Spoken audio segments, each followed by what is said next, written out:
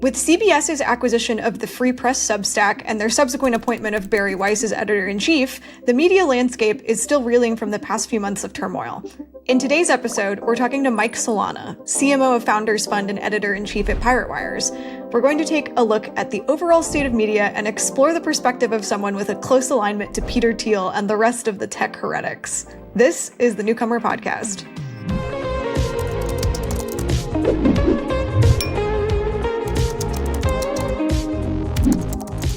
This podcast is supported by Google. Hey folks, Stephen Johnson here, co-founder of NotebookLM. As an author, I've always been obsessed with how software could help organize ideas and make connections. So we built NotebookLM as an AI-first tool for anyone trying to make sense of complex information. Upload your documents, and NotebookLM instantly becomes your personal expert, uncovering insights and helping you brainstorm. Try it at notebooklm.google.com.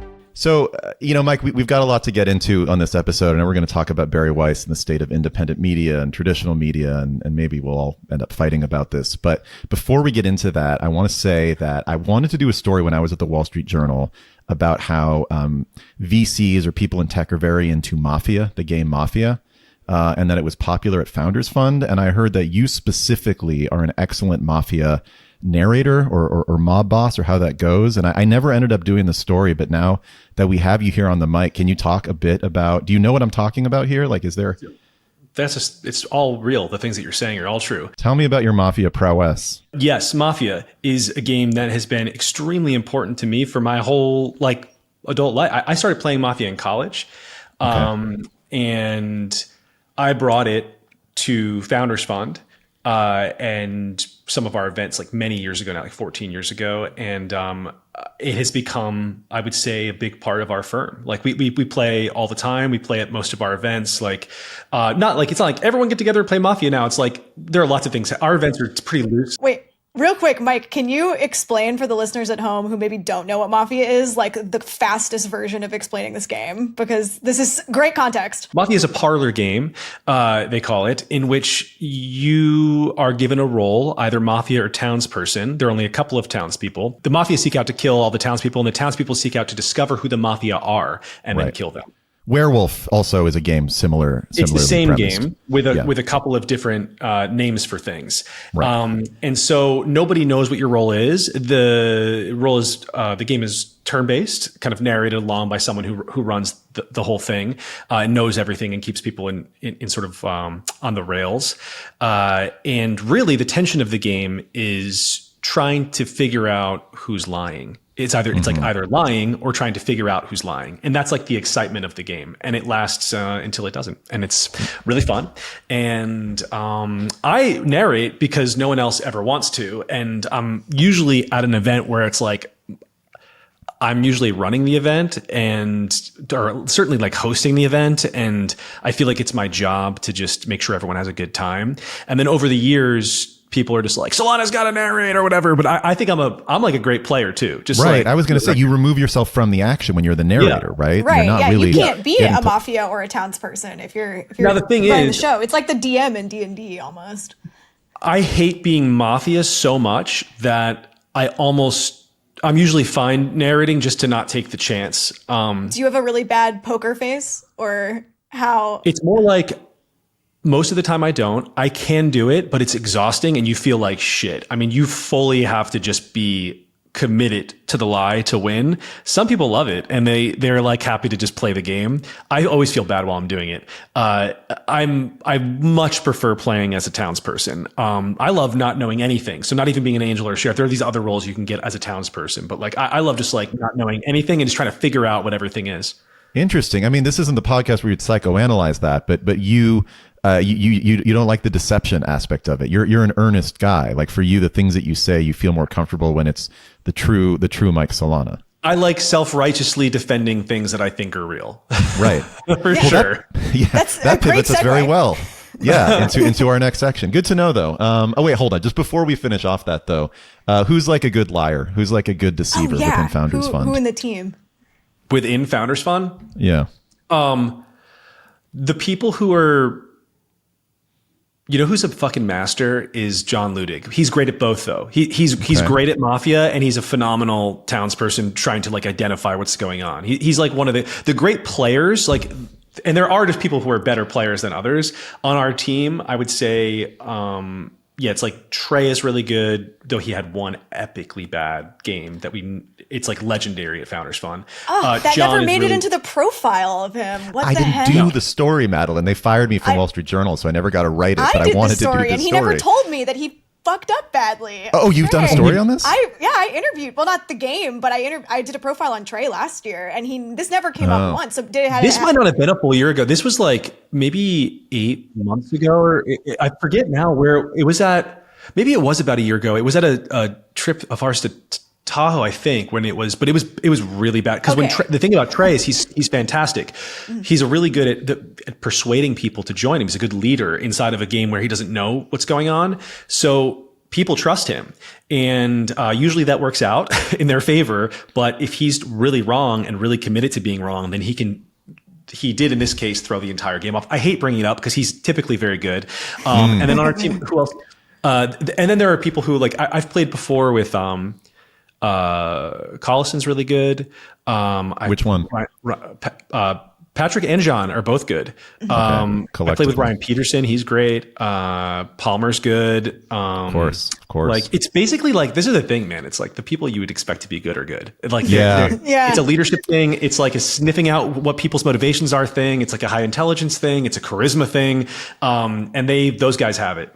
I just imagine with your team that all of you together, there's so many people in the orbit that kind of fit that bill that like, if you're all at the top playing this game, are there multiple strategies going at once? Like, well, yeah. And you carry strategies over game to game because people know how people play and they don't forget things. Like, so they remember the last time someone lied a certain way and won over the game. Ludig, for example, came out crazy in a game where, this was not so long ago where, took a huge risk and came out as the sheriff after 2 rounds. So the sheriff had been killed, but like there was no way for him to know that for sure. He took an informed risk and then was able to take control of the entire game as Mafia, which was remarkable, but unforgettable. Like people remember that. It's like, well, he would do something like this. And so it comes up.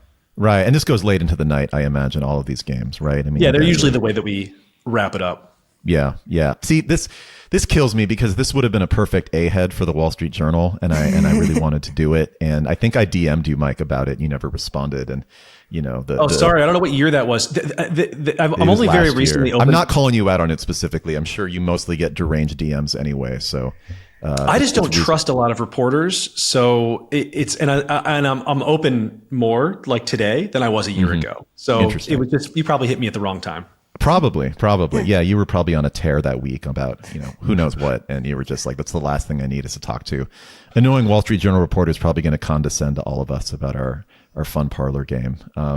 Okay, this was fun. I'm glad we did this because I have no idea where the rest of the podcast is going to go. But let's talk about independent media because, we're doing this like a little bit over a week after CBS acquired the Free Press, the most successful exit in Substack history, for $150 million.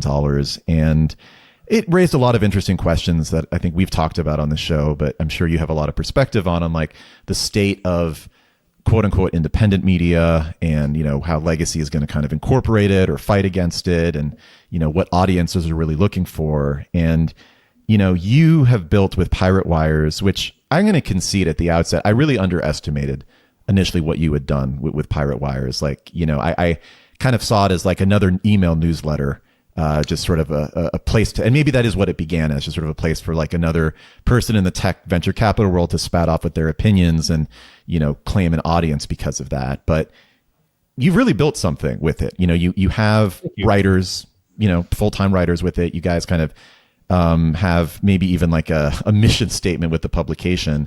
But it's really become something. And so why don't you just like start off explaining like what Pirate Wires is? Like what's like the log line for just the publication and where it sits like in the broader media ecosystem? Well, Pirate Wires is And thank you, by the way. Pirate Wires is a media company at the intersection of technology, politics, and culture. Basically, it started obviously just with me, and it was a newsletter. And my interest was always in politics and culture as they were impacted by technology. So and there are two ways that would happen. It would either happen like there was a new technology that existed that was altering in some significant way politics and culture, or politics or culture, or some story within them. So, for example, I would be really interested in like movements growing online and why they were now able to grow online because of new technology that existed and was popular. So I was just naturally fascinated by that kind of stuff. I think the first piece I wrote, just while I was launching Pirate Wires, was called Jump. And that was a piece about the impact of like viral information sharing, which I believed had not been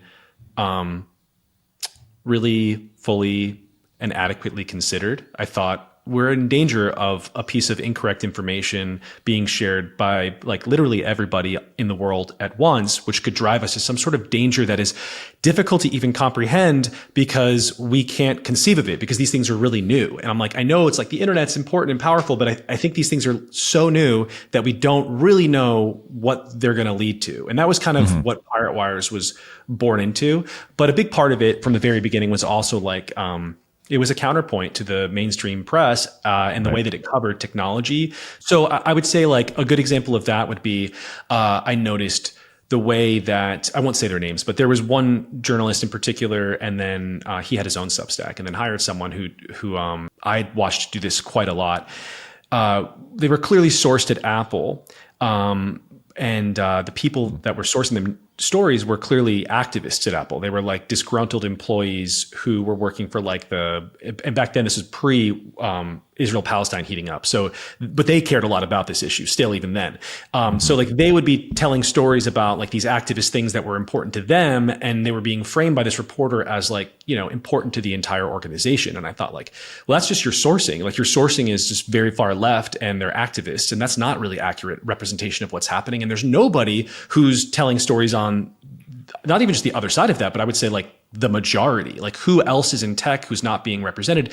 And my goal was to both like defend people who I felt were being, unjustly vilified, and also to give a voice to people who did not have one at that time within tech. And that's definitely to this day still in the DNA of Pirate Wires, though, the culture is totally different now than it was 5 years ago. I was going to say 5 years ago. I mean, that's peak pandemic. That's kind of peak. That's where I was. Yeah. Cancel culture. Yeah, you launched during peak woke, if you will. Yes. Yeah. The absolute zenith. Yeah. And, Madeline and I both worked at Business Insider in and around Blake, that time. A new writer of mine. Yeah. Right. I was about to say, Blake just joined you. Yeah. Mm-hmm. And I mean, she probably has some perspective on this given the stories that she's been writing for you. But like Business Insider, I really saw was optimizing for stories in which they gave platforms to disgruntled employees at tech companies. And, you would have someone once referred to them as mean to stories. It's, basically the story of like this CEO or whatever to startup who was like, a fucking asshole in Slack basically. Yep. And was doing all of these meetings, and like the culture was really bad. And you would get all of these stories. That suitcase one. Away. Oh, wait, that actually was not BI, but I know which one you're talking about. BI did one on Spring Health. There were a couple others. I will say, to go woke on this, there was a counterpoint within the tech community about a lot of these stories that they opted for female CEOs to have CEO takedown from disgruntled employee. So with the luggage one, that's certainly, I don't know that I believe, it seems like maybe an unfair criticism of the press. I don't know that I really believe they were like super sexistly going after the women. Mm-hmm. I think that in the case of Elizabeth Holmes, like who are the women we're talking about? Like there's Holmes who they were going after, I think, because they created her more than anything else. Like there was like 100% feeling of betrayal associated with that. Yeah. And then for the luggage company, SBF, by the way, is a slightly different version of that, but also like a media creation who ended up getting turned on. Thing. Yeah. Yep. Yeah. Anyway, I was just saying those were kind of that era of those stories, and they would get a ton of traffic. And frankly, as a reporter, and I don't think I ever did any on that front. I mean, I was really into GoPuff at the time, but I don't think I ever did like a corporate culture story about them. But my point is, like, audiences were eating that up. Like it was a very, successful genre to be leaning into. And I guess probably you in the tech world saw it as, a war on the part of the media against the culture of Silicon Valley and the tech industry. And you wanted to create a narrative to counter that, basically, with Pirate Wires. I wasn't thinking much about narratives. I was thinking like, this is outrageous and someone needs to say something about this. Cause I do think it was a war. Maybe it's like, maybe you don't feel that way, but my perspective, my perception of it, and this was kind of echoed famously by Kelsey Piper at Vox, who was like, there was no way that I could ever, she publicly said this, like I was never going to be allowed to write a positive story about tech during this time period. And to be clear, like, I think that I think that things are very different now, but in that moment, it felt extremely hostile and unfair, and like damaging to the whole industry because, it's like you're keeping away really smart, talented people because they have this perception of something that, in my opinion, is just like totally not true.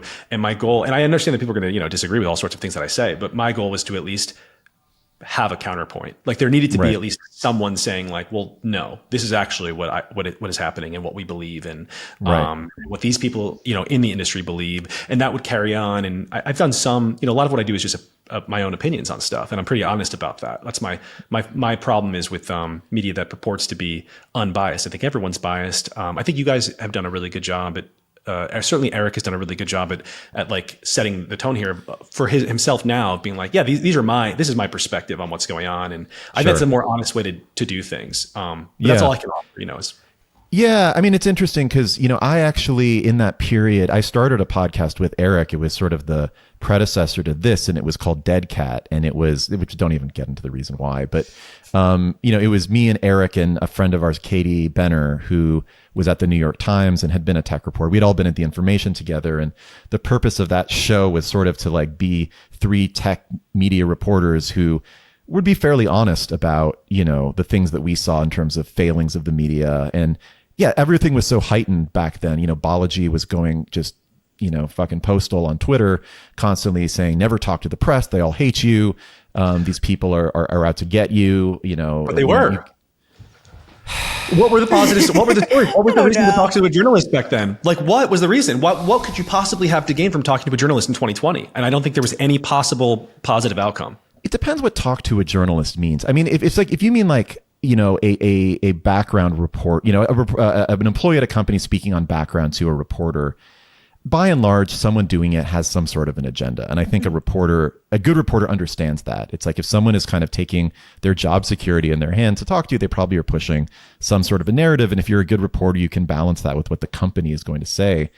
I don't know. I mean, there were a lot of 2021, there were, crypto was going wild, like things were on their way up. Like I'm sure there were plenty of positive stories that were written at the time. I think the ones that went viral were negative because there was an appetite for it. There were things like the Away story, that's the suitcase company mentioned, Kraken. Remember, there was the whole narrative around then and like the corporate culture there. I think Brian Armstrong got, beat up a lot at at the time for the corporate culture. Yeah. He's obviously fine. Yeah, right. He's doing quite well now. He set the path forward. Like it was his response to what was obviously an intended hit piece is like now table stakes strategy for people in tech. Is you mean like going ahead of the piece? Because he posted, I know, like threads directly before it came out. Very, Well, yeah, because there are a lot of people now, not just, it's like you could either post something yourself on Twitter or you could go to one of the other outlets that exist now that kind of are not associated with the old network of, center left or far left tech outlets. Like you have more. What's a far left tech outlet, by the way? Wait, yeah. What do you I think The Guardian is really far left. I think that, let's see, I think Wired is incredibly far left. I think that all of the new sort of like, there's a new crop of Substack left-wing ones. Like obviously everything Taylor Lorenz writes is extremely far left. I mean, she's friends with Hassan Piker and is like pro Luigi Mangione. I wouldn't say she's pro the assassination. She said it sparked joy in her, the visage of this man being murdered. Like that to me is a quite far left person. Fair enough.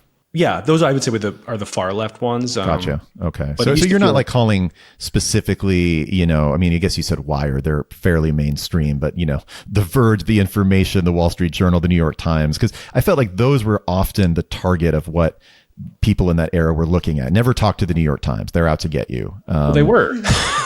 They definitely were. Again, like that's just like we just saw so many stories. The New York Times I wouldn't call them far left. They were definitely center left, but they were absolutely going after tech. And I believed it's hard to get because this was a long time ago. I was writing about this, so I got to get back in the headspace. But at the time, I remember my perception was that they perceived correctly tech as a new fount of power. It was growing at the time. It was not so obviously like, oh, these tech platforms are going to run the whole country.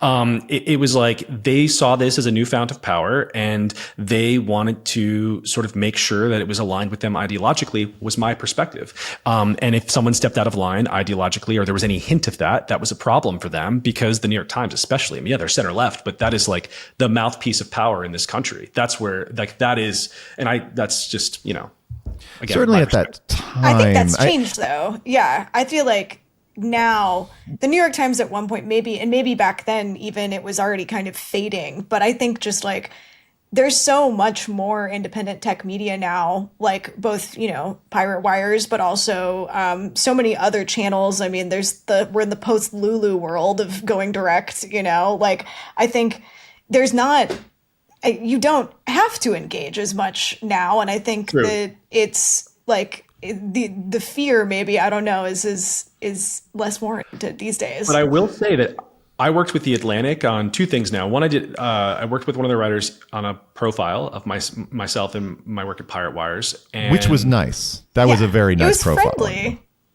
Of course, yeah. I mean, listen, there were some things I didn't love, but this like is the Lorene Powell Jobs owned Atlantic, like a branch of Democratic establishment. I could not, like, mostly it was great. And the writer was fantastic. Chris Beam was great. The editors were great, really impressive. The fact checkers, exciting to work with. Like, I left with that experience having nothing but positive feelings about that outlet. Mm-hmm. And then I saw what it did, like the impact that it had on Pirate Wires was like, oh wow, they're way bigger than I realized. Like that drove a lot of traffic to Pirate Wires, a lot of subscriptions to Pirate Wires. And then the exact same thing happened when I wrote a piece for them. Right before Charlie Kirk's assassination, I wrote about the problem of violence on the far left and how that was going to be a problem for the abundance libs who are a little more centrist. I was like, you guys, the abundance is great. I agree with almost all of it. You're going to fail because you're appealing to the far left, and you have to appeal to the far left to win in national politics. And maybe the implicit thing there is like, I was like, you should be working with tech people and the people who you think are your enemies. But that also had just like an enormous reach. So like, yes, I think we're out here and the media is more fragmented than ever, but I think those places still have like bigger influence. Sure. It seems. Yeah. And it's, man, there's so much to dig into with that. Before we even get there though, I do want to kind of finish off on that era, because it, the pandemic era, because it was such a fascinating one, and we're all kind of doing this from memory here. But yeah, I'm interested in your perspective because as a reporter, you were getting a ton of outreach from employees that were telling you about these things going on at these companies. And again, I don't think I wrote any of them, but I was around people that did. And it just was fairly easy to get a disgruntled cohort of people inside a company to dish on the stuff that was going on there. And you said earlier, like, that's not the truth of what was happening. Well, I mean, not to be like woke about it, but like it was their truth. This was the way these people experienced it. These were employees at the company. Whether that was the overall, tenor of the way most people at a company felt, I have no idea. And I know, by the way, that, maybe to, be my worst enemy in this argument here, like the New York Times themselves were dealing with this a lot. If you remember, there was all kinds of like, people within the Slack channel just stirring up all kinds of shit. And I think it was around the time that, all these, anyway, there was a lot going on within the, center left media. And I had a lot of friends at the New York Times who were just like really aggravated with all of that, because they're like, that's not, it's a lot of people, frankly, on the tech side of the paper that were like the chief complaints, not the reporters. So I think it ended up making them seem more extreme than they were. But that's a side point. Like, what do you say as, if you were a reporter in that era and you had a group of people within the company telling you this is very frustrating, the culture here is rotten, I want to talk about it? Do you just not write that story? I think one thing I used to do back then, when someone would say, a breathless reporting on some new petition that had, like 100 people had signed this demand that Tim Cook say something about Palestine again before this even now I think it's insane for a tech person to be expected to do that, but this was years ago, when nothing was really happening over there. And you want to place that in context of just literally how many employees work at Apple. Like, is this a significant trend, or do you just want to launder your own opinions about Israel and Palestine, into this paper via this ridiculous story of a few troublemakers at the company who are more interested in activism than doing their job? And so I just yes, that's like a real thing for that person, but I don't think in the context of what Apple is, that story matters at all. Whereas, if you had something with, tens of thousands of people who walked out or something, like obviously that's a story and someone's going to write about it. Right. I just think that they were sort of yes, of course you're getting these malcontents who are coming to you to stir up whatever they want. But like your job as a responsible, thoughtful person is to be like, well, does this really matter? Like, is this really a story? Is this really what's happening at Apple? Or is this just like a crazy person who works there? Yeah, I mean, it's tricky because you shouldn't be running these stories based on one or two people. Apple has tens of thousands of employees, probably. So it's always hard to say like what the feeling across the company is, what the truth is. I don't know. I think it's easier at a startup level because I think those do have unique cultures as an institution. It gets diffuse within a large company, and maybe an Apple thing to say that like employees across the company are demanding Tim Cook make a statement about Palestine probably is an exaggeration.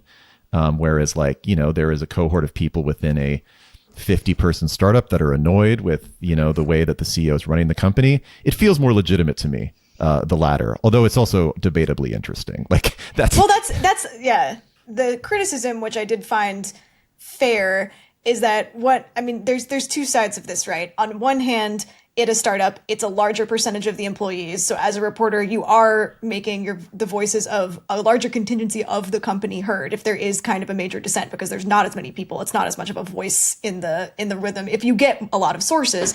But at the same time, sometimes there'd be these stories like this about CEOs of companies that maybe were unicorns, maybe had raised a certain amount of venture capital, but were not, the most notable companies until this story came out about them. So that's the luggage. That's for sure the luggage story. And I agree with you. And that's the other piece that like, I think it's much more fair to go after Apple, even for something ridiculous, than to go after a company that is, right, irrelevant at that point. It's like, now you're just destroying this woman over. Who even remembers what that was? Again, that was I think Taylor who started that story. So it's like, it was totally insane and ridiculous. And the big problem there, honestly, was no one in tech saw anyone in media criticizing the worst actors in media. And because of that, there was a perception that everybody in media agreed with what was going on and nobody was going to stop it. And I think that if you had just done a better job at being like, this is fucking crazy publicly, it would have built up a lot of goodwill and would have ended things, a lot sooner. Yeah. Yeah. And I mean, just to end this part of the conversation, like I actually do think a lot of the reporters at bigger outlets at the time did sort of roll their eyes at those stories. Oh, sure. Yeah. Probably. I think they found them personally, to be yes. fairly tedious. Anyway, let's get on to like where things are at now, because I think what you've done with Pirate Wires, and clearly maybe the most extreme or best example of it with the Free Press, is that there is an audience of people who were disenchanted and annoyed with the narrative coming out of mainstream media or whatever you want to call it. And it's like, let's find a way to give a platform to this perspective. And what to you was the significance of the Free Press getting acquired by CBS? Like, if you were to like look at it in like the arc of what we've been talking about, like what did it mean to you? So I think it is meaningful. I think it is, good on Barri, like very remarkable. I think it was not just a success in media. It wasn't just like, oh, the writing was great, the team is great. It was like a business success as well. Like, she's clearly very savvy and made a deal that was very good. And that means that she's not just a good writer, but a good CEO. I think she's the CEO. I'm assuming she's the CEO over there. I know that she's the founder. So my assumption, there's no one else running the shop. So that's right. So she killed it. Like on those, there's like unambiguous, flawless execution. My perception of what is happening with CBS is that this is more of a talent acquisition than anything else. And I think that's fine. Like there was this immediate backlash about the price. It was like $150 million for what? What is this? And then I thought, well, like, how much did Tucker Carlson make at Fox News? Wasn't it like $20 million a year? Okay. Oh, I don't even know. That sounds right. I mean, that was sounds the going correct. rate for He top was, talent. also the top star. But yeah. Yes, but that was $20 million a year. And it's like, well, that's okay. Like, what is the nature of this deal? We don't know. It's like probably multiple years. Barry's expected to do a lot of work there. Like, they're acquiring not just her, but her entire team. And then there's a branding thing where CBS is like, who CBS, like we're saying, like, oh my God, CBS, who even knows who's on CBS right now? Nobody. Right. So the idea that like CBS would lower themselves to buy the free press is like CBS is failing and they need to do something. And if their goal, which my assumption, this is their goal now, is to pivot to the center from the left and, use the brand, this like upstart free press brand as a way to do that, to give this perception of like, oh, something new is happening over here. Let's give them another chance. Then it's just a really smart, it's like a talent acquisition and it's a smart brand deal. And, is $150 million too much? I don't know. Like, it's a lot of money. They have a lot of subscribers. They're making millions and millions of dollars a year. So, I don't know, but like people make deals like that all the time. Right. I mean, the price argument to me was always a waste of time because this was also like a transaction that came in the wake of an $8 billion deal to buy Paramount, which is itself a failing, struggling media company. And so like it's pocket change in the grand scheme of things. And also like if this is coming from the bank account of Larry Ellison, it's like literally pocket change. Right. So who cares? I don't have much to even say on that front. What I think was kind of like my perspective on that deal was like, and this seems to happen a lot in the Trump era, is that it gets wrapped up not just in like the talent acquisition or let's see if we can revamp this ailing legacy media brand, but also that, the Trump administration had held up the merger of Skydance and Paramount, basically because Trump was mad at CBS over this Kamala Harris 60 Minutes interview, and he had sued them. And, there was this kind of ongoing settlement discussion between the two sides. And so, and to be clear, I'm not saying this as a reporter who's like dug into this particular deal, but the perception was like this was sort of part of the agreement with the Trump administration to be able to let this deal go through, that it's not just about, settling with Trump, but also why don't you buy this sort of center right, whatever you want to call media publication, and make that the new governor of this storied media brand in 60 Minutes and CBS News. I'm not saying that that's true. And honestly, my instinct is to say it's probably closer to your interpretation of things, which is like, let's see if we can revive the public trust in CBS News during a fractured time by bringing on this, fresh voice or whatever. But again, it happened. Wouldn't reviving the trust come from ideologically shifting the tenor of the publication? Like, is that not both intertwined there? Which publication? CBS. 60 Minutes? Like running CBS in 60 Minutes, like having the person in charge of it come from this center-right publication. Like, isn't it not doing both things? Yeah. That's my guess. I mean, I think this was probably a discussion that was had at like the David Ellison, whatever level, where they were like, what do we do with this thing? Can we take something like 60 Minutes, which is as honored a brand as exists in news, and like somehow save it and layer on top of it this new, wave that you're kind of a part of too, which is like, independent media, but one that comes from a different ideological perspective. Well, they certainly succeeded. I mean, we've talked about CBS more in the last couple weeks than probably anyone has talked about CBS in the last couple of years. Like, it's something like that alone, that's worth something. That's like at least a very good advertising campaign. Like, oh, CBS, forgot they still existed. Now I remember. Interesting. I wonder what's on CBS. Like, when's the last time you wondered that? Like, never. So never. That is working. On the ideological stuff, like that perception from the journalists on the Trump things, like, I feel like you could only have that perception if you are not super keyed into the right, because Barri is not a Trumper. Like, I don't think. I mean, she might be defending different policies of his once in a while, but like, she has gone after him. She's gone after Elon. Like, she's not this, I see the right go after the far right, especially go after her all the time. They went after her over this deal. In fact, you have Candace Owens no one, I think, went after this deal more and in a bigger way. It's than the right, which is, again, like, it's like funny. I have never actually heard this Trump thing that the media believes, because my entire experience of this deal was like the way the far right was criticizing it. They went to her YouTube, the Free Press YouTube, and they were like, she has like a few thousand streams or something. It's like, well, they're not a YouTube. Like, they're this other thing. It's weird that you're obsessed with her. And the reason they were obsessed with her is because, much as on the far left, you have this growing, I don't want to call it anti-Semitism. Let's not get lost in the weeds here. Let's just call it anti-Israel, which it obviously is. Sure, sentiment. anti-Zionist. That's fair. On the far right, you have an anti-Israel sentiment as well. And Candace Owens certainly, I don't even want to call them far right. There's a version of the right that really cares about Israel and they hate it. They're like super anti, and they perceive this deal as like a Jewish conspiracy. Like, they were or like an Israeli conspiracy. They believe that this was done to revive the brand of Israel, and that Bari was purchased because she's a strong pro-Israel voice. And that's how she's seen in the right that is fairly fractured. I would say, I mean, it seems more fractured to me than the left, but probably all of it's pretty fractured. This is the internet age now. Yeah, I mean, again, all this stuff gets complicated by the players that are part of this transaction, which includes Larry Ellison, who is like fairly well known as a supporter of Netanyahu. I can't speak as much to David, but also Bari Weiss is Jewish, and I'm not going to go down the rabbit hole of being Jewish means that you're, I mean, she has a history of being a Zionist, like she's definitely a Zionist. She's Zionist. She began her career, so to speak, as someone as a Columbia student who was calling out professors at the school for being, too pro-Palestine. I mean, really putting them on blast and making their lives fairly miserable. So that's kind of core to her identity.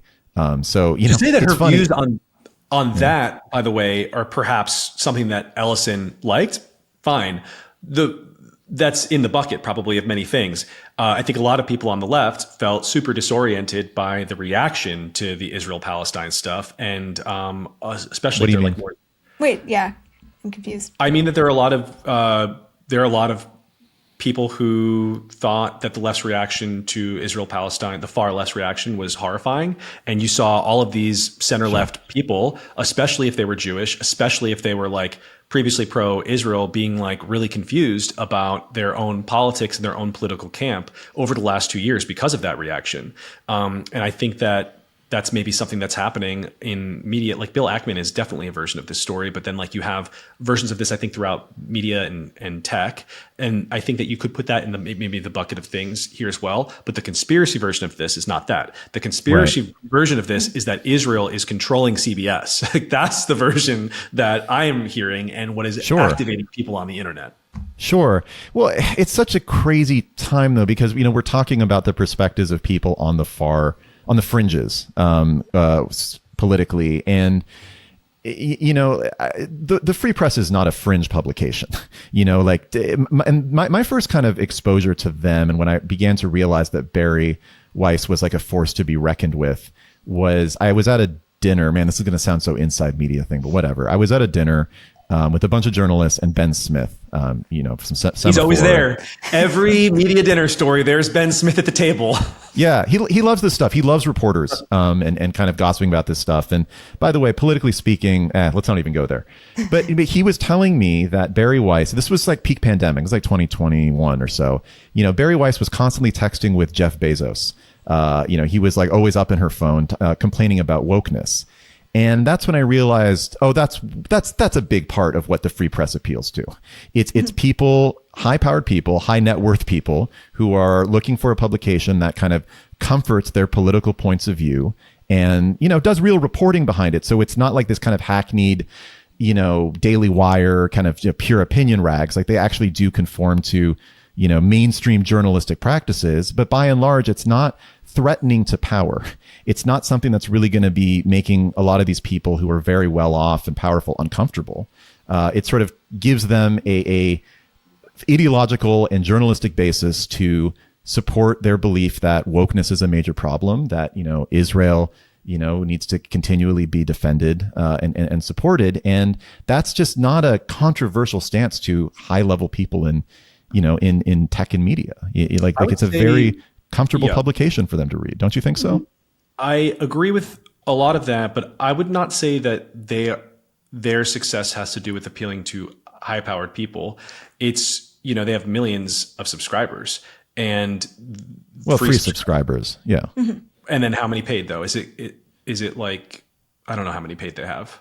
I know they're making millions of dollars a year off of it. Yeah, it's probably a lot. They're doing really good as far as that goes. Like the way they did that, like we have Pirate Wires is like CEOs of tech companies. And that was always that was always my audience right out of the gate. And for sure that was my story.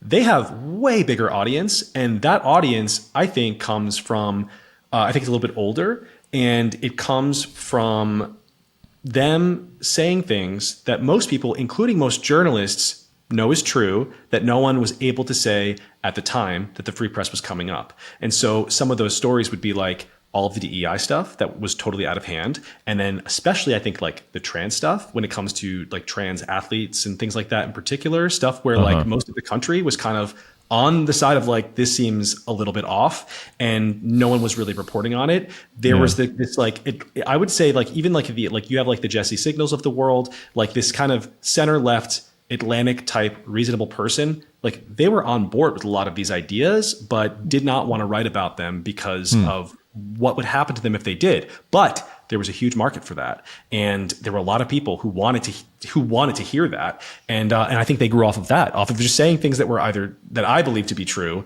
certainly, and I think that most people believed to be true that wouldn't be said. Yeah, how do you think that mentality will fit? I mean, we're just projecting at this point; we have no idea, but like within CBS, which has, I understand, they're declined substantially from their heyday, but it's still a larger audience. It's still a more it's an older audience. I would say it's closer to what you could argue is mainstream.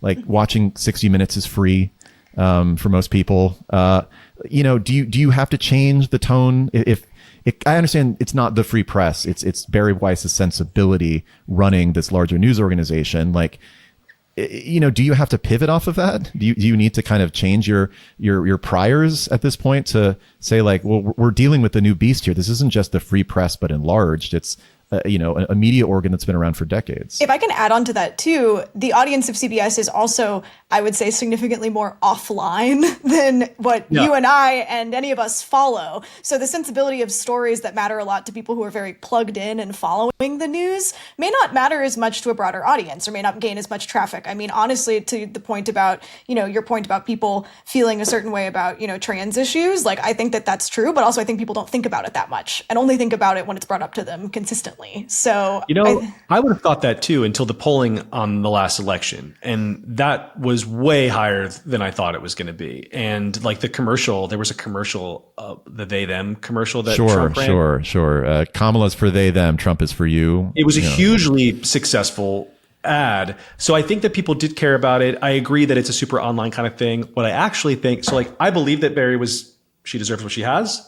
It's a staggering success. I do not think it's a evil Jewish conspiracy, as the Candace Owens of the world seem to think. I think that it was a smart bet by them. I think she's going to have a really difficult time because of sort of what you're saying, but maybe I'm not sure if we agree. I think we do. That organization just running someone else's organization is super different than building a team where people have come to you because they are ideologically aligned and they love you and they're excited about the mission. Now she is basically having to be in charge of all of these writers who it seems like hate her based on all of the leaking that's happening. And that's going to be a nightmare. Like, I don't know how, like, for her to succeed, she has to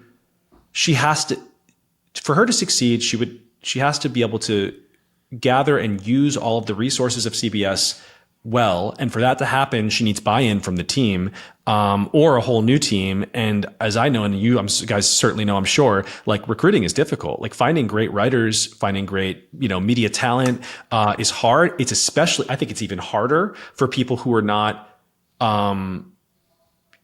more left. Like, if you're not like, I think it's just like the talent tends to skew a little bit left. So it's a difficult project to begin with. And I think it's going to be really, really hard for her. I wish her the best, but I think I would not want that job. I would not. Well, yeah. I mean, the money would be great. Right. Well, she's also going to be forced to make decisions that will be counter to the narrative that I think she is one that like the one that she agrees with. Like, CBS has an international bureau. They're going to have, reporters in the Middle East, as we're dealing with, the outcomes of this ceasefire and like what Gaza looks like. There's almost certainly going to be horrors upon horrors that are going on in this fairly lawless territory after, 2 years of, a brutal war. That's not stuff they would have run in the free press. I would be very surprised to see any sort of article talking about the state of abject life within Gaza that was running in that publication. But this is something reporters are going to come up with, as they're on the ground there, writing for a different audience in the free press. Is she going to want to run that stuff? Like, does she have a mandate one day or the other? Like, is she going to remove herself from it, given her like very obvious, public positions on this topic? I don't know. Like, it would be like she'll need to evolve, frankly, as a leader journalistically. And I imagine, Mike, like you would want those stories to be out there. Like, I think you would not want, you're pro free speech. You're pro people wanting to, express points of view that are different than yours. Like, you wouldn't want a story like that to be squelched from like a mainstream media outlet, right? Yeah, of course. It depends on the story. Like, it depends on what we're doing. And then with every story, there's a matter of framing and perspective. Like, you could turn on Fox News and MSNBC and CNN on the same night, covering the same story, and get 3 entirely different tales of what is happening there. And that is inescapable. That's just a matter of perspective. And for any company to succeed in this environment, you have to have a strong perspective. Like, what is this? What is your what is your version of this story that's happening? Like, everyone has some version. No one is objective. And probably, I imagine what will happen is those stories will be influenced by the perspective of the editor in chief, as is what happens everywhere. And so if you're covering a story in Gaza about something horrible that the Israeli military did to some like Gazan person, this is so hard because we're like totally making up stories here, but like, let's just say that's happening. Well, like, yeah. I imagine there would be an effort to understand like what is the greater context here. And that seems to be a question that nobody on the different sides of this fight specifically agrees on. I actually see a little bit of, I don't have a dog in this fight. Like, I'm like, this is not, I feel like which fight? Like the Free Press CBS News one or Israel, no, the Israel-Palestine thing. Yeah. I'm like very like, I'm rooting for us and whatever is good, like for America. That's kind of like where I'm at. And I try not, it's like super complicated. I understand it's like this very old conflict. I do not have any belief that I'm going to personally like create peace in the Middle East with a blog post. Like, it seems bigger than me. And also like, I'm happy to write about Elon Musk and Trump. Right. And But see, I appreciate your honesty on that front, honestly, because that's not something that I get from a lot of people in the tech industry. Like a humility and a willingness to say, wow, this is a complicated topic. And I could easily see myself falling down, a morass of preconceived notions and whatever. I mean, whatever. A lot of it's just Twitter. And I really do try not to like judge people based on the way they act on that platform, because it's a bad place for open discussion. But I want to get back actually to the offline online thing that Madeline brought up, because, I think it is a big question as to like, are we, is there really a divide anymore between those who are like not all that wrapped up in the particular cultural fights of the day on Twitter or whatever, X, versus the regular folks who just maybe don't, think about whether or not someone identifies as a cat and has a litter box in their school or whatever Joe Rogan thing. Cause like, my pessimistic view is that like those people that don't care about that stuff are going away, that everyone is sort of like descending into some version of online-ness.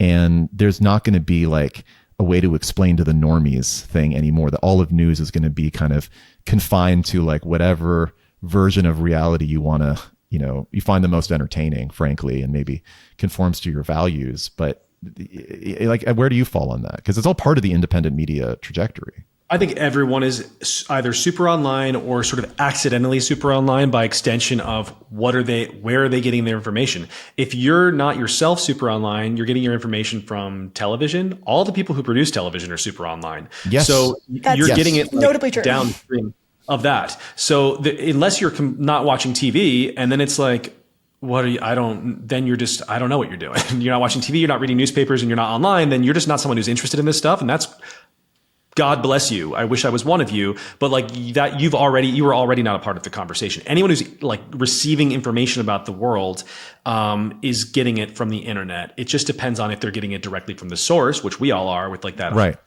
fire hose to our face, or if you're getting it from someone who's curating it for you. Right. And I think a lot of the normie stuff is downstream of the internet anyway, right? I mean, like Tucker Carlson was such a great example of it. Like, I'll never forget during the height of his popularity on Fox News, he was going after Taylor Lorenz like night after night after night. And I was like, there is no way people in Iowa know who Taylor Lorenz is. They shouldn't know who Taylor Lorenz is, but they do now.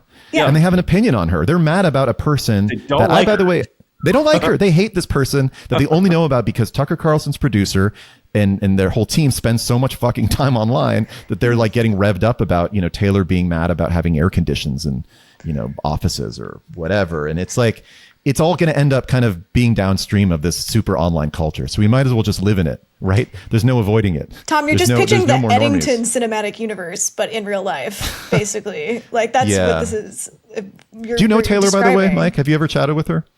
No, Taylor. I don't want to talk about her because really. Okay. Well, I just.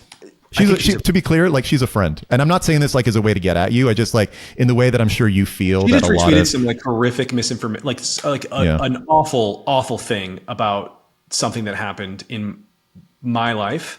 Really? That like it was like shocking how bad it was. And did you talk to her about it? I don't think anyone should talk to her. The Luigi stuff alone to me is like, this is a person. I think the violence stuff is really bad. I think that the problem of political violence in this country is very frightening to me. I think it's accelerating. I've written about it for years. I think when I saw the assassination of Luigi Mangino, I wrote about it. I was moved immensely by it because I looked at something that it looked like the future to me. This guy it was a well-crafted killing to evoke emotion in people and to be remembered, and to be copied. The writing on the bullets and shit like that, the mask, then the fact that he was attractive, the reaction to him. I don't think the Charlie Kirk killing would have happened without Luigi and the reception that Luigi had in culture. I saw that and I wrote about it at the time. I was like, we have entered an assassination culture. I was very worried that we were going to be entering another 60s, 70s like violence cycle like that. It has been confirmed. And I see actual like a scary world that we're entering. And I think that we all as people in media need to be very lockstep on basic things like people need to not be killed because they work at a company we don't like. There is no room to then be like, but let's have a nuanced conversation about it right now, because that encourages people to like, Elizabeth Warren Ocasio did the same thing.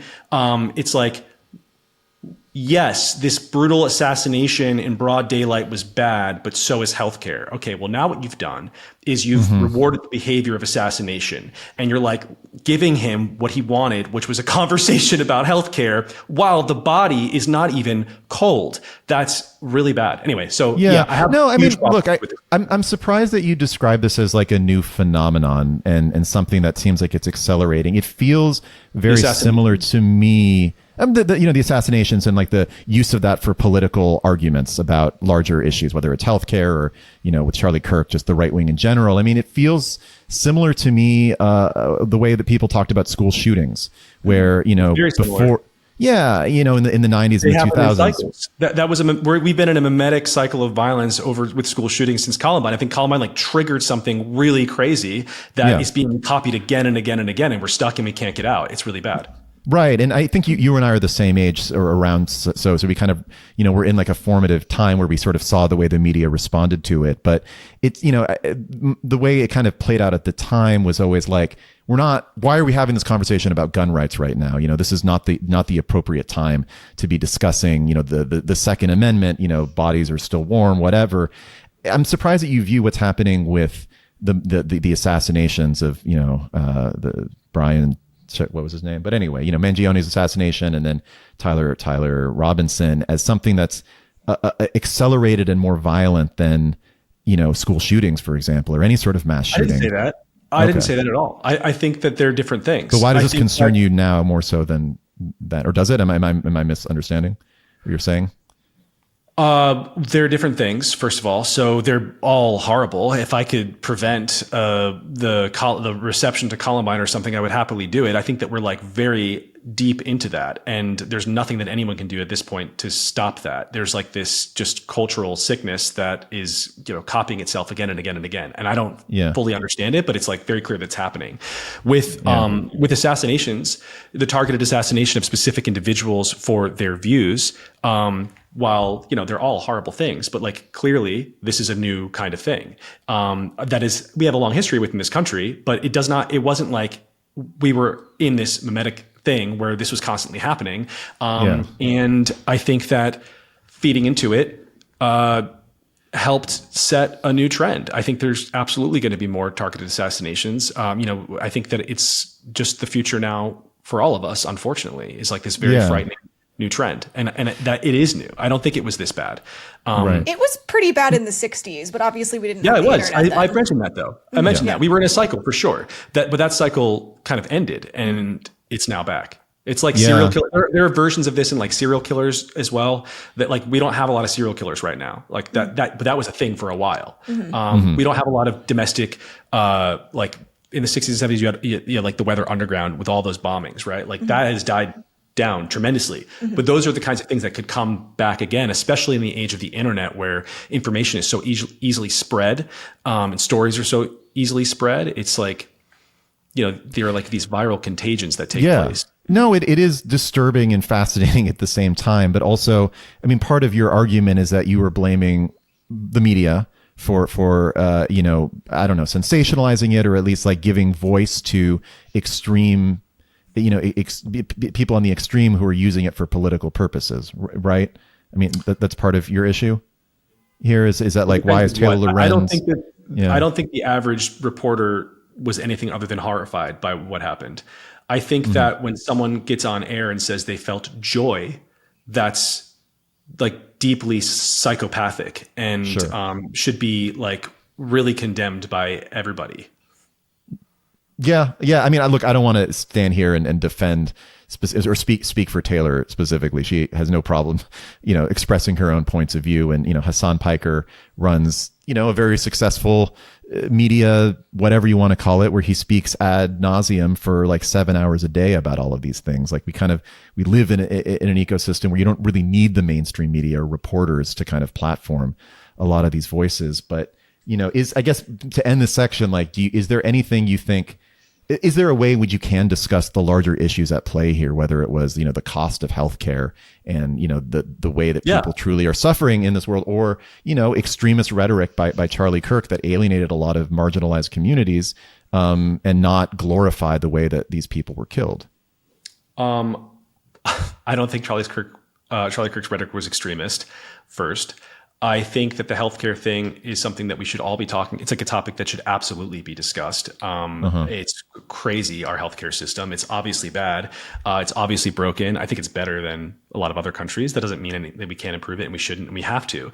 My point on the healthcare conversation was when literally, that day or the day after, Elizabeth Warren or Ocasio-Cortez is asked about this, and really what we're all looking for is condemnation from the left to be like, hey, this is absolutely bad, period, moving on.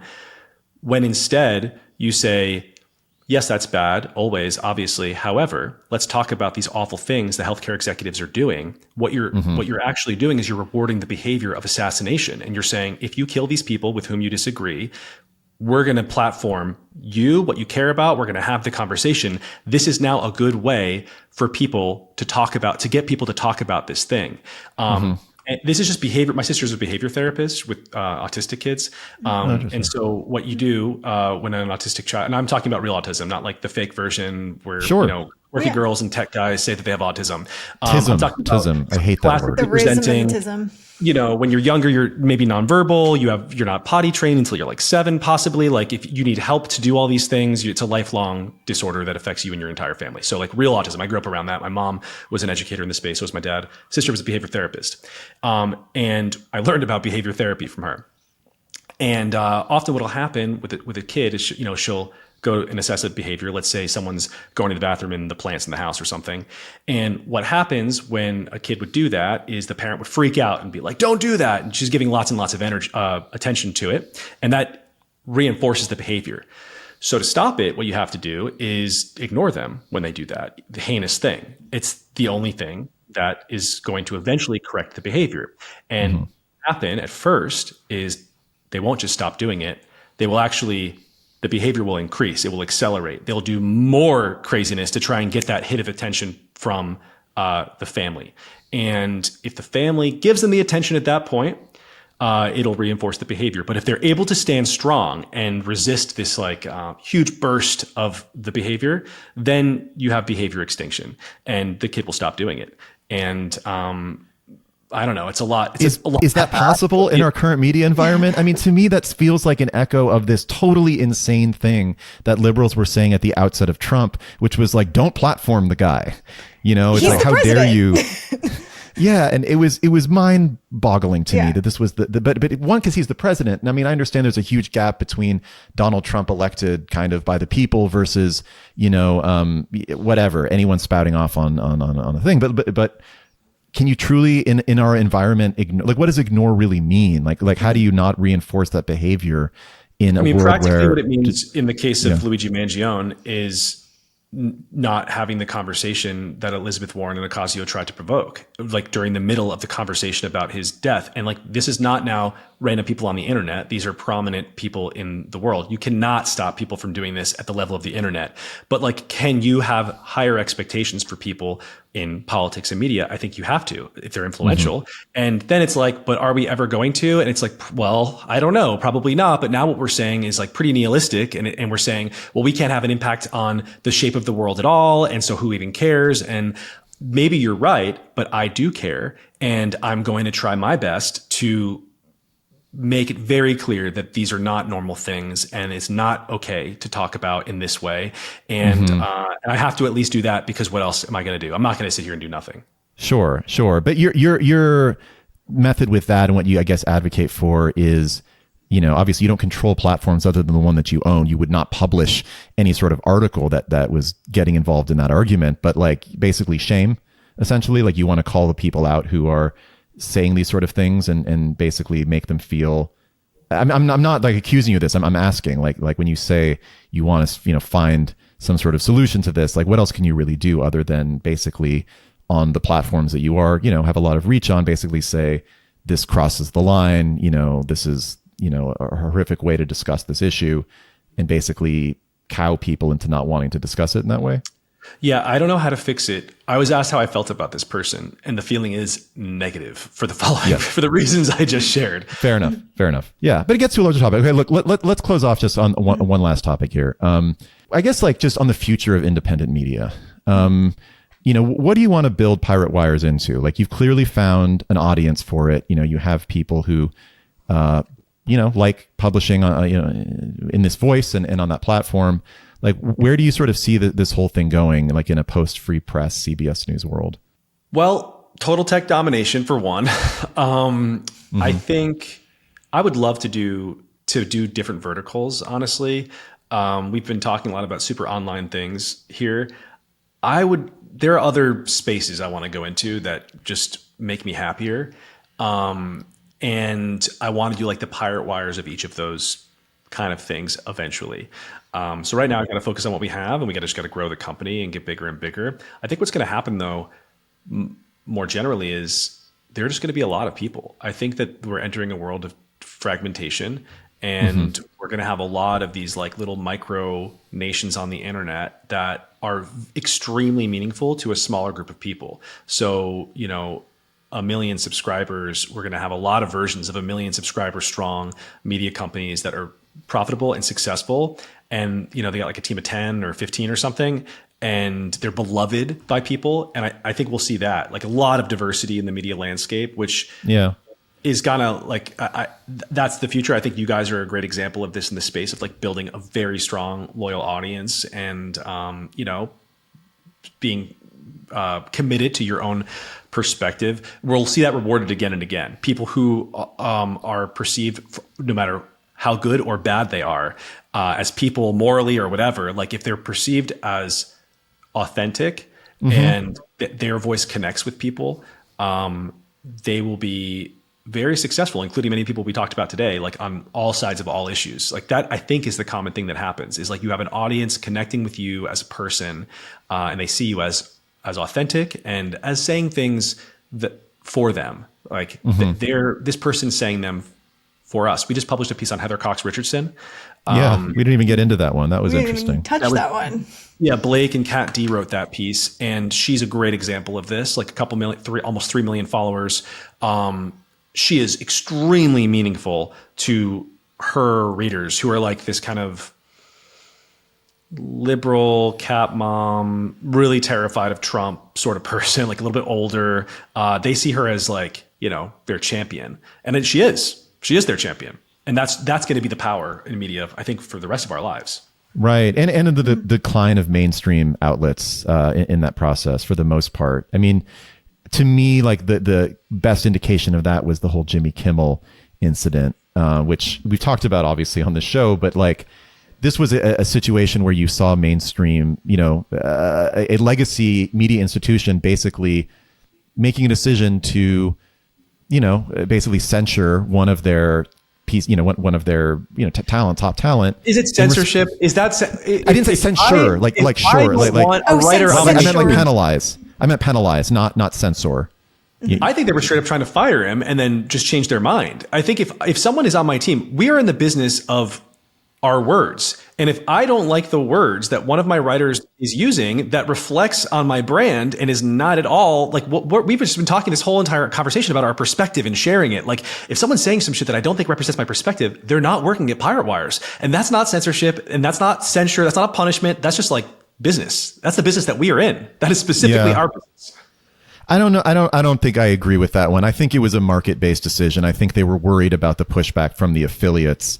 I don't honestly know if Bob Iger or Dana Walden or whoever made the decision at ABC were like, this guy's got to go. I'm sure there is something he could have said that would have caused them to do that. I didn't think this sort of like not particularly well-worded joke or whatever you want to call it was like, man, that crossed the line to a point where like, we've got to fire this guy. No, it wasn't just that. It was his history of being extremely partisan on a late night television show where that didn't always used to be the case. And if you're trying to appeal to more people, then his very tiny and dwindling audience. I mean, there's a reason that Colbert, not only was he kicked to the curb, the whole show is over. That's because it's not working. So that's a decision that makes perfect sense to me. If you're trying to switch up the late night slot and like be relevant, and he's very relevant to a very small audience, well, that's great for a Substack, and I'm sure he'll be great on Substack, but that's not great for a network. Right. The reason I disagree with that is it just fundamentally doesn't understand the way that like talent and a media company interact. I mean, Jimmy Kimmel is a very important person to ABC. He's been there for like multiple decades. He is sort of the face of the network. He hosts the Oscars. He does all the upfront meetings. The idea that like one comment or even a series of like, he has definitely had anti-Trump leftist comments that are aggravating to a lot of people. I don't particularly like him. I used to like it when I was a kid on the Man Show, but I'm not a big Jimmy Kimmel fan, but the idea that they're like, we need to fire this guy in this moment because of like years of pent up frustration with him just doesn't match with the way you deal with someone who's like a marquee talent at your studio. Like why does Stephen Colbert kind of get like a multi-year send off where he gets to kind of ride off into the different sunset? Networks and different decisions, but maybe he shouldn't have. Like the point is, you're saying he's a marquee talent. I think that their assessment clearly was like, he's not working for us anymore. And then the blowback was so immense that they were frightened. And that says, it's weak leadership, I think, in both directions. I mean, there were probably a better way they could have handled it in the first place, and there was certainly a better way they could have handled it after. Like, I don't know. That's my read of. You think they kept him back because the blowback was so strong that like if it hadn't been that strong, they would have just fired him, and that would have been like the last time he ever appeared on ABC? I think they would have let him go for sure. I don't think he's not delivering results for that. It's not like, oh my God, thank God Kimmel's on late night, like closing it, shutting it down for us that's not, and I think that's not even necessarily Kimmel. That's like that's TV. That's the whole franchise. Right. Yeah. My point of bringing up the Kimmel thing, by the way, was just to say that like there's not a huge amount of value right now in mainstream media if they're not going to stand up to basically the government and larger institutions. I think a lot of talent sort of feels, and you'll probably see it, after Jimmy Kimmel does leave ABC and Stephen Colbert does leave, CBS, that they'll start their own podcast, their own They're brands. going to start their own podcasts, their Substacks. They'll do it too. Well, and I think they'll kill it there. But what you just said, that there's not a lot of value in it if they're not standing up against the government. That's a very new idea. Networks were not ever expected to. The networks were supposed to appeal to the average American. They had these huge audiences of everyone. And so if your network has become a Substack that is committed to, anti-Trump comedy or whatever, like that's a very new thing. And I think it's very reasonable for the network executives to be like, we don't want to be this. I think that they will have a hard time ever attracting a huge audience again. I think that's just not the nature of technology and media now. But like they've become something very different than what they were in the 60s, 70s, 80s. Like, and I think that to say that their role is what you just said is just, that's a new idea, I would say. That media institutions should stand up to the government and pressure from. That's kind of an old rule. I'm talking about giants, like the idea of like ABC late night is being known and expected to stand up to the president of the United States on a nightly basis. Like making jokes at everyone's expense seems to be something they always did, but their audience was not narrow. Their audience was broad. So they would have never survived if they were going in a super partisan way against one side of the political aisle or whatever. So the idea that they would be this thing that you're talking about, that's new. Now, is the New York, of course, the Times and like these other huge actual news entities have always done this to a certain extent. Like more so at the Times than I would say at like ABC or something. But that is, the idea that they should be partisan is well, but it's funny because like I think there's a collision between entertainment and news that has basically melded these two worlds together. So there isn't that much of a different, disparate groups there. Yeah, like the they're all rise kind of of the same thing now. infotainment is pretty much dominant now. I remember when television. remember that Tucker Carlson, Jon Stewart fight Crossfire? famously. Crossfire. Sure. So important. I was wanted in to college. do a piece on this. I tried to pitch someone on it. I'm hoping to get a piece out about it because I want to like recover. I wrote part of moment. my undergrad thesis on this, actually. Studying media. What was your thesis? Maybe you should do it, Madeline. It was about satirical journalism in media. Yeah. Well, let me know what you think about, because I think that we're gonna be on the same page here. He went after Tucker. And I remember the time being like, yeah, get his ass, like roast him. You're hurting. You're hurting America. Stop hurting us. That was he went after Tucker, but he also went after Bagala too. Bow-tied loser. It was both. What? He went mostly after Tucker, but he did go after the concept of Crossfire. It was the concept, right. And it was like, these people doing fake journalism that is actually entertaining or whatever. And I remember thinking, like, at the time, I was like, yes. In hindsight, it's like, why did we let him get away with that? The Daily Show is this, it's like the same exact thing. They are the same. They are absolutely the same thing. Everyone at my age was getting their news from the Daily Show. That was like a major source of information for us. He always towed the line he always like got away with it by saying pretty explicitly, I'm a comedian, I'm not a journalist. But I mean, I don't know, looking into this myself and everyone else's public understanding, like it was a news show, Yes. Everything he said was true, but it's like he was looking in a mirror. And and that's also just now what we all are living inside of. Like that is what the nightly news shows are. That is what certainly Twitter is. Like it's wrestling, right? Isn't it? Like it feels like a blood sport. You get out there, the gladiators fight with each other. All the YouTube debaters are like this. They all debate each other. All the new debate shows, like that Jubilee bullshit, where it's like it's like one pro-life person fights 50 pro-choice crazy gorilla versus lunatics, 100 people. And like one at a time. It's like, why are we watching? I'm not learning shit about abortion. Like you're watching it to see people fight because it's entertaining, and that's the spectacle of like it's Neil Postman was just right about everything. He wrote this book, Amusing Ourselves to Death. It was one of my favorite. I remember that book. Yeah. Him and McLuhan together, like the kind of intersection of those two guys, I feel like they just predicted the rest of our lives. And I don't know, it's very hard to not be a part of it. This is where we all live. So sorry, just to finish off this point, we can probably wrap up the episode then. Like this article that you envision about, the Jon Stewart crossfire moment, you're basically saying this was sort of like, opened up the wormhole that we haven't really ever stepped out of, which is like news is entertainment. It's all about winning someone beating someone in that moment. And there's no going back from that we're all just going to be fully entertained by our news. And it's as serious and unserious as it's ever going to be. Well, it's a fascinating thing for a lot of I think it's like that moment was just incredibly important for millennials. First of all, yes. Everyone watched it and loved it and remembers it.